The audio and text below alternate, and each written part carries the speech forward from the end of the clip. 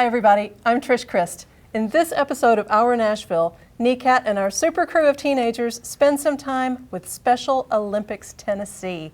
Vice President Joe Drumright and her colleagues are going to show and tell us all the cool things they do in our community. Are you ready, Joe? Yes. Are you ready, super crew? Yes. Let's make the show.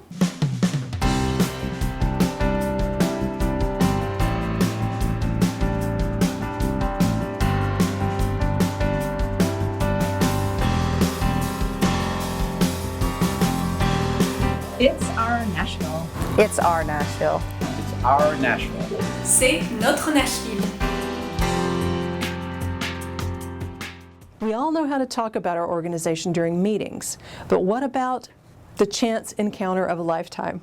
You never know who may share your next elevator, notice your logo on a notebook or a tote bag, and ask what you do. What's the clearest, most persuasive thing you can say in a short elevator ride? Special Olympic is a worldwide organization. We're in over 180 different countries across the world. Wow. And what we do is we provide year-round sports training and competitions for individuals with intellectual disabilities. We begin at the age 8, and there is no upper age limit. You are Special Olympics Tennessee, so does that mean from Mountain City to Memphis, the full? Mountain City to Memphis. We have 36 individual programs across the state. We call them area programs. Now some of those area programs are individual counties, like Davidson County, or Sumner County, or Marshall County, but then some of them are 14 counties, like our Area 9, which is what we call the Upper Cumberland region, which encompasses everything from Sparta to north of Cookeville. And tell me about the sort of overall structure of the Special Olympics organization. Is there kind of a mothership that every state's chapter or every state's organization reports to? Yes, there is a mothership, and Eunice Kennedy Shriver drove that ship. So it is an international program, and underneath the international program there are 7 regions around the world. Within each one of those regions there are sub-regions. Special Olympics Tennessee falls under the North America region, which includes Canada, the United States, the Caribbean, Mexico, and several of the little islands out and about the Caribbean. Love it. Yeah. This is a lot of athletes we're talking about. Yeah, several million around the world. Yeah, here in Tennessee, where I just finished the census for Tennessee for our international reporting, and we're sitting in right at 17,000 for Tennessee right now. We are year-round, and any time during the year, a calendar year, there are over 275 local events taking place in the state of Tennessee. And that can be anything from an aquatics meet to a track and field meet to basketball to tennis to alpine skiing to snowboarding, ice skating. It's nonstop. What were the initial tenets of Special Olympics? When did it start? Where did it start? What was the drive in the beginning? Eunice Kennedy Shriver started it. She had a sister with an intellectual disability. She started a camp in her backyard in the early 60s. And then in the States? In the States, yeah. I think it was in Massachusetts. But anyway, she was very athletic. Her whole family was athletic. And her sister would participate in some events in the backyard with them, but though she wouldn't. She had this drive and this passion working with young people and people with with intellectual disabilities that think, they can run, they can swim, they can jump, they can shoot a basketball. And so she started these camps in her backyard. Her children grew up in the camps. And she hosted the very first Special Olympics event in Chicago at Soldiers Field. She set up an international event. We actually had some athletes at Tennessee participated in that in 1968. And that was the catalyst. It started from there. It started with one event, one dream, one vision, and just getting people to get behind her and say, yeah, we can make a difference. These people have value. Individuals with intellectual disabilities are assets to this world, and they have a lot to give. Why sports? Why do sports matter? Sports is a catalyst for many things. It engages people. It creates teamwork. It creates individual respect. They earn a place to be part of a team. It encourages individual encouragement and advancement. You have an individual athlete that may be an aquatics athlete who, when first started, maybe could barely swim across the pool. And through sport, they learn the strokes, they learn about training, they learn about competition, and they become successful. Now they're swimming 25 meters, 50 meters, 200 meters. They're not just swimming freestyle, but now they're swimming the backstroke and the butterfly. So our goal is to teach individuals with intellectual disabilities sport, and not just running around a track once a year. It's, like I said, 12 months out of the year, every day of the year. My name is Andrew Martin. I was a Special Olympics athlete for approximately 10 years as a swimmer. I participated in the 2018 USA Olympic Games in Seattle, and I'm currently an SOTN intern. My first experience would definitely be, I believe it was 6th grade, because I was on some medication that was causing my weight to fluctuate terribly. So we needed to find an activity to negate that, but due to my disability, which is cerebral palsy, by the way, due to my disability, it was kind of hard because I didn't fit in. Like, I couldn't do regular baseball, regular not that I wanted to do football, but regular football. I couldn't participate in those things. So I knew the area director for my local area, and she got me involved with the swimming program, and I've fallen in love ever since. We trained 1 day a week at our local facility for about an hour, and then, I don't know, I'd say quarterly we would have an event, either that would cycle through a list of events like a Sportsplex in Nashville, or maybe Innsworth High School, or I think today for the state event they're at the Williamson County Rec Center, which is about 15 minutes away. Yeah, so we would just train and get ready, do some laps. I enjoy coaching a lot. I enjoy seeing other people progress and learn a skill that's just awesome to me. It's really hard to put in words, I guess. I was at a big sporting event recently with young people, and I saw the range of emotion from the winners, from the team that didn't win the games. Tell me about what you see in an athlete's face when he feels he has succeeded, and what you see in an athlete's face when he feels like maybe he didn't do his best that day. You're absolutely right. There is a range of emotions, and not just with the athlete, but amongst the coaches and the families also. We are a family when we get together. An athlete, an individual athlete, whether he be on a basketball team or on the track team, to have the opportunity to be like his peers, or just to have an opportunity to get out there and shine. On the track, it might be his first time on the track, but he runs the race and he finishes. He might not finish first, he might not finish last, but he finishes. And that's the success.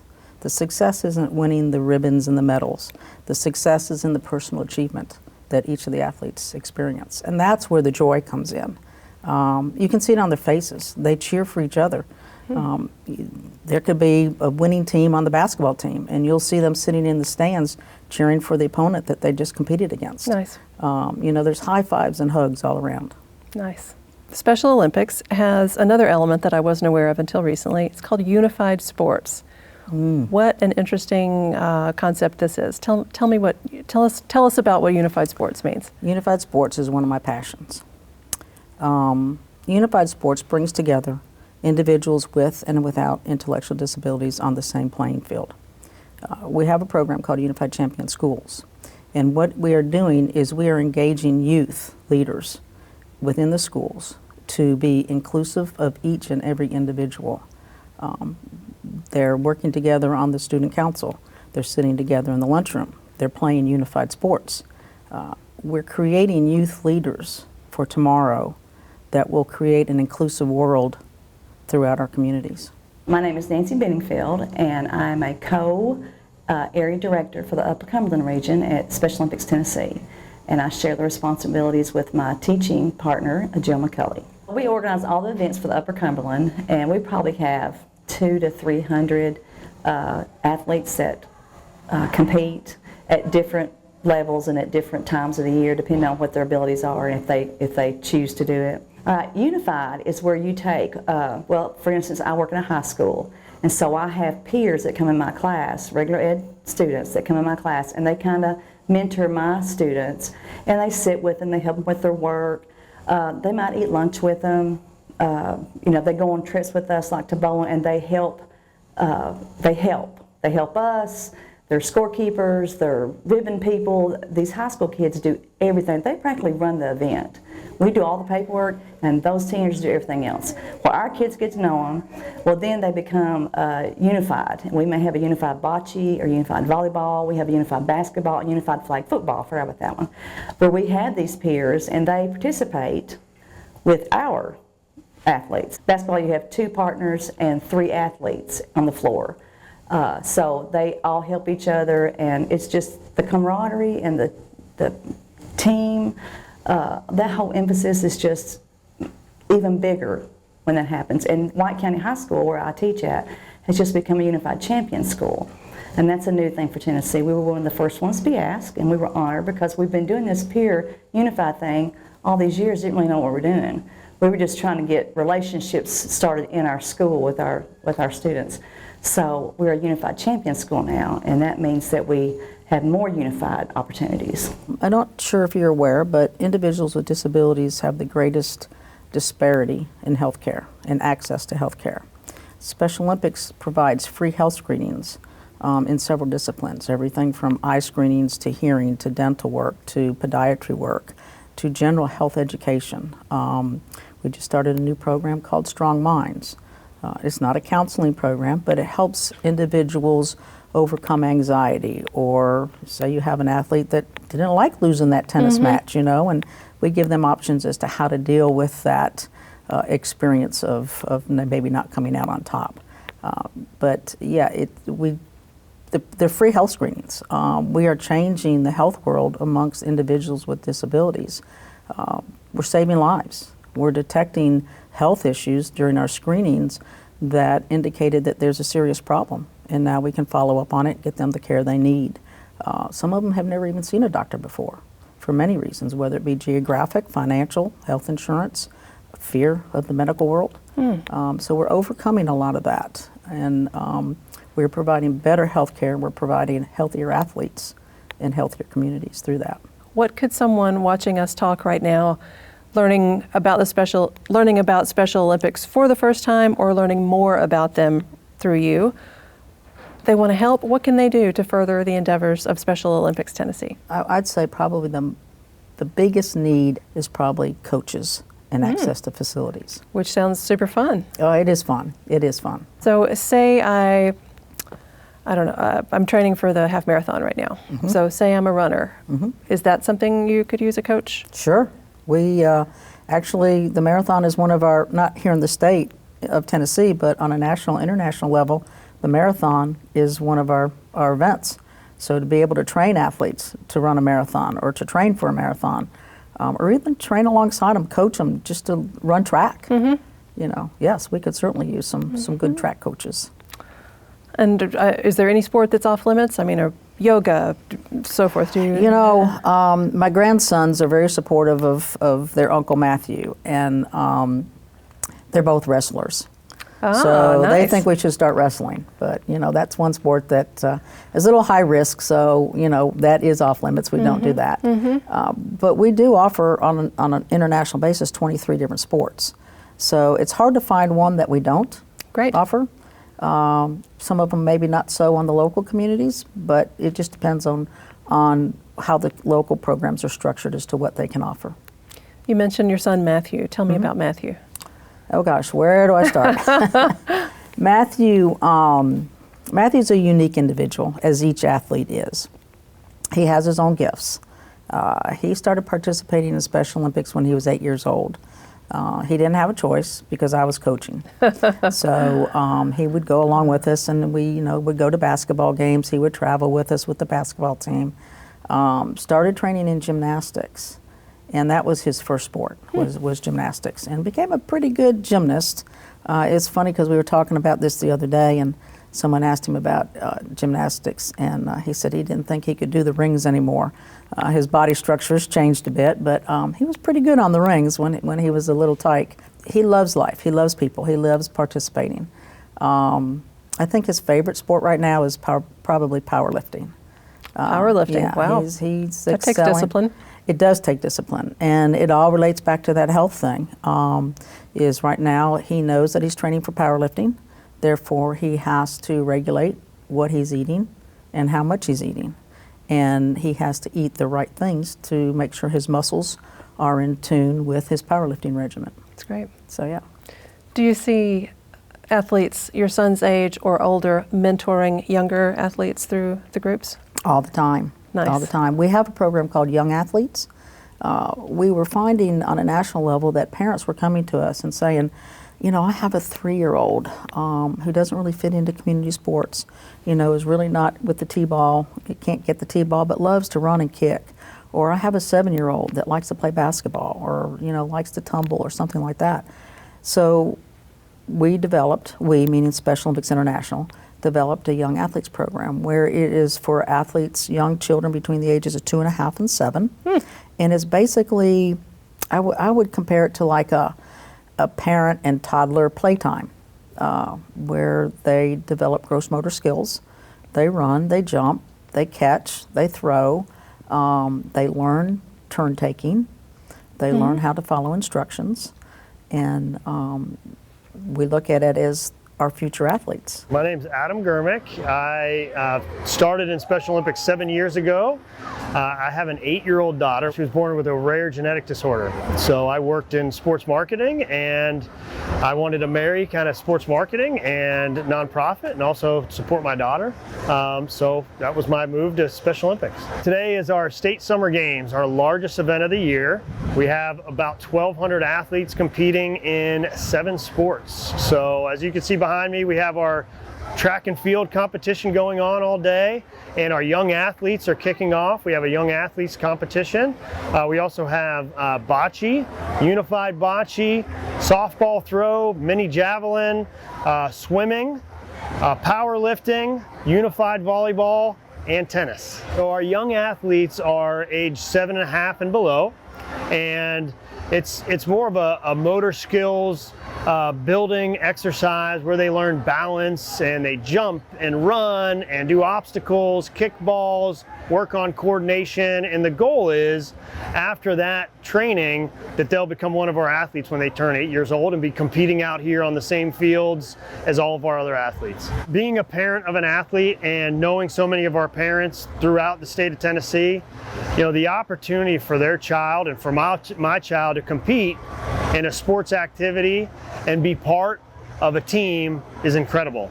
You know, just what they get out and seeing the growth from those athletes and you know, as a parent to your child is unbelievable. We've had many parents say, you know, my child never spoke before Special Olympics.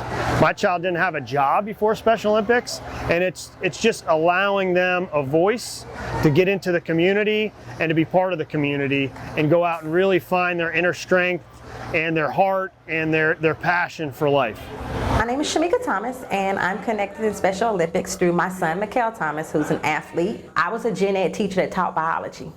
And next thing you know, when I had Mikhail, we knew something was wrong. And at that point, I stopped working. I actually went back to school to get a master's in special education for Mikhail. I believe in allowing him to be himself.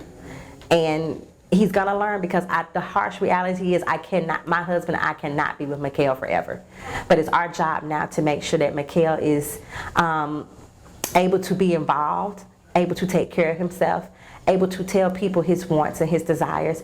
I love the theme this year of inclusion, because I'm big on, we have to start teaching our babies. Mikhail is 9, but if you start off as early as 2 and 3 with teaching them how to include with people and interact with people, by the time they get 15 and 16, they can socially interact. They can hold down jobs. But if we do not include them, people do not become aware.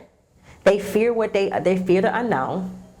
And you just have to make them aware, but the sooner you start, the better. The better it is. It gives me so much joy when I drop Mikhail off at school, and the kids are like, "What's up, Mikhail?" And they're dapping Mikhail and high-fiving. I'm like, who is this kid? And it's kids that's in the 4th and 5th grade, and my baby's just in 3rd grade. And they see nothing at his school when they know he's here at track. They announced it Friday that, Thursday, that he was going to compete today. So it's exciting. They were like, wear your shirt on Monday, wear your medals. Like, it gives them joy to know, and it gives me joy that they recognize him and that they don't see him as a kid with autism. Like, even for him with autism, he's the class helper. He helps the kids who can't feed themselves. He wants to push the kids in a wheelchair. I always teach Mikhail that there's someone else that has a disability that's, I don't want to say worse than yours, but doesn't allow them to do what you can do. You can walk, you can talk, you can jump, you can see, but there's someone with a disability that can't. So be thankful of the gifts that God gave you, that he didn't make you to the point where you couldn't do those things, and help those who can't do those things, which is what Special Olympics does. It socially promotes people of all disabilities to come together, join friendships, lifelong friendships. It tells us as adults how blessed we are that, because you can go outside and get hit by a car or go to sleep and wake up and have a disability. So it allows us to be thankful, allows us to give us opportunity to give back to those who do need help. One of the words that I saw on the Special Olympics Tennessee website that stood out to me, not because it was in bold font or anything, it wasn't, it was just one of the words like the rest of the words on the page, was courage. Courage. Mm-hmm. That through sport and social interaction and teamwork, literally teamwork, and competition, one of the goals is developing courage in an athlete. Mm-hmm. Courage is a big part of what we do. That is. Our oath actually is based on the courage of the gladiators walking into the arena. That's where our oath comes from, is some of those words that they would say before they entered the arena. Let me win, but if I cannot win, let me be brave in the attempt. Wow. Yeah. Words to live by for every person watching this. Mm-hmm. Yeah, and it states it perfectly. It's not about the winning. It's about being the brave. About being brave, doing something that is outside of your comfort zone, and being brave and being successful. There's to me, and I like to describe Special Olympics as people don't understand the bigness of Special Olympics. It's not just about running on track. It's not about swimming in the swim pool. It's so much more than that. It's not just about winning medals and ribbons. The bigness of Special Olympics is the personal gain that one gets, the growth of the athlete. And I'm not talking in size, I'm talking about personal growth, personal development. We have so many opportunities, everything from sports and training to our healthy athletes like we talked about, to our young athletes that we talked about. And another component is our athlete leadership programs, where we actually train our athletes to be public speakers, to be leaders in the community. We have athletes that serve on our board of directors. We have athletes that serve on our young professional board. We have athletes that serve on our state torch run committee. Our torch run is our law enforcement program, where law enforcement agencies from all over, this is a worldwide program also, but here in Tennessee, law enforcement agencies from across the state are part of Special Olympics, and they support Special Olympics through their different efforts, whether it be running the torch in at opening ceremonies, Oh, I see. or participating in fundraising events, or working with athletes, speaking engagements, things like that. But so our athletes are becoming leaders, not just on the sports field, but also in their communities. Our athletes vote. Our adult athletes are voters. Sure. Our adult athletes are community members. They participate in church activities and community activities. We're teaching them to be leaders and leaders of the future alongside their non-disabled peers. Special Olympics is not just an event. It's life. And it is life that changes one's perspective of others. Once we give somebody the opportunity to be themselves, to do something outside of the little box that they've been put into, it changes not just them, their community, but it changes the world. And that's what we're about. We're here to change the world. Choose to include. Choose to include. Yep. Yes, ma'am. Yes. And choose to have yourself be included. That's true. Put yourself in that spot. Yep.